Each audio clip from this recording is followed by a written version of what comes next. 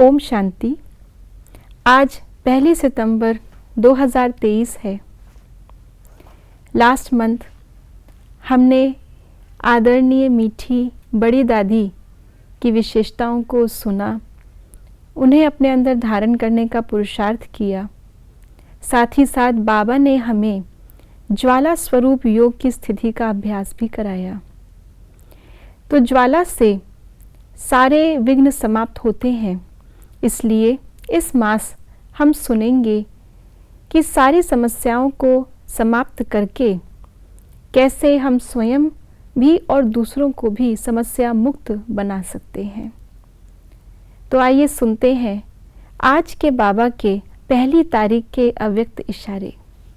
बाप दादा की एक ही आशा है कि अब कारण खत्म हो, निवारण ही दिखाई दे, समस्या समाप्त हो जाए, समाधान होता रहे। इसलिए किसी भी कमजोरी की बात में कारण नहीं बताओ, निवारण करो। अब पुरानी भाषा, पुरानी चाल, अलबेलेपन की, कड़वेपन की भाषा परिवर्तन कर समाधान स्वरूप बनो।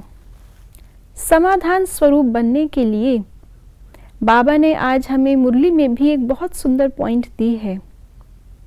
बाबा ने आज साकार मुरली में कहा कि हमें बाबा की जायदाद मिल रही है। इतनी पुरानी दुनिया में इतने अलग अलग प्रकार की भाषाएं, धर्म, रस्म रिवाज आदि आदि, लेकिन हमें उन सबको ना देखते हुए भी हमें जो जायदाद मिल रही है उसकी खुशी में रहना है। वास्तव में ये ज्ञान से हम सहज ही पुरानी बातों को भुला सकते हैं और जो चीज़ हमारे सामने है उसकी खुशी में हम रह सकते हैं। जो आत्मा हमेशा खुशी में रहेगी कि बाबा से मुझे जो प्राप्तियां हो रही हैं और होने वाली हैं, जब उनकी खुशी में आत्मा रहेगी तो अपने आप ही जो हल्की बातें हैं, जो पुरानी बातें हैं, उनसे हम अपने आप ही किनारा कर सकते हैं।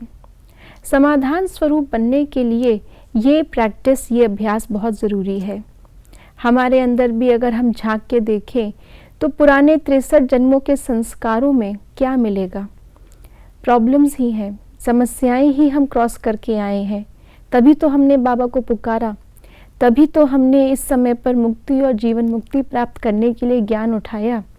तो ज़रूर दुख की दुनिया में हम आत्माओं के पार्ट में सबसे लंबे समय का पुरानापन है, लेकिन अब समय है जो उन कारणों को, उन पुरानी बातों को, उन व्यवहारों को हम बुद्धि से, मन से भूल जाएं।